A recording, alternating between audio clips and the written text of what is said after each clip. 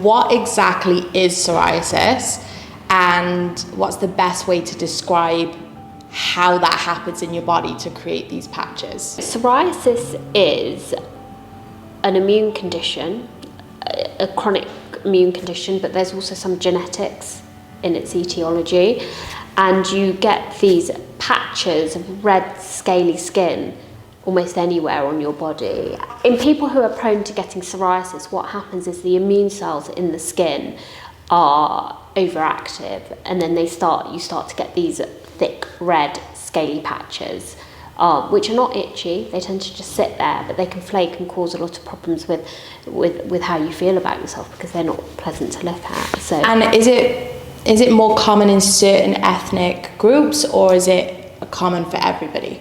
So it's more common in people from the northern hemispheres, but also things like smoking, being overweight, stressful lifestyle can have a really big impact in it coming out. How do you get psoriasis? I got it when I was 12. Mm-hmm. Is that really common, or you can just have a random flare up in your adult life? Yeah, so people who have psoriasis tend to have a genetic predisposition to getting it.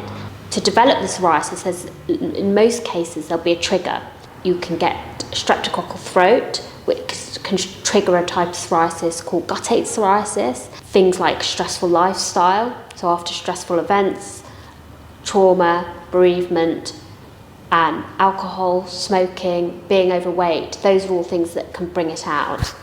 Okay, so are there different types of psoriasis, or it's just one type that everyone suffers from? So there are different subtypes of psoriasis.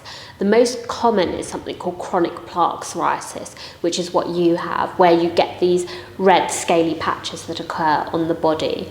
Now, you can also get something called guttate psoriasis, where a sore throat or a streptococcal throat can trigger little teardrops, so patches of psoriasis that come across. It's quite eruptive, and they can be what we call kind of eruptive or explosive, and you get these little teardrops, smaller patches of psoriasis all over the body. The other type of psoriasis that it's important to know about is psoriatic arthropathy.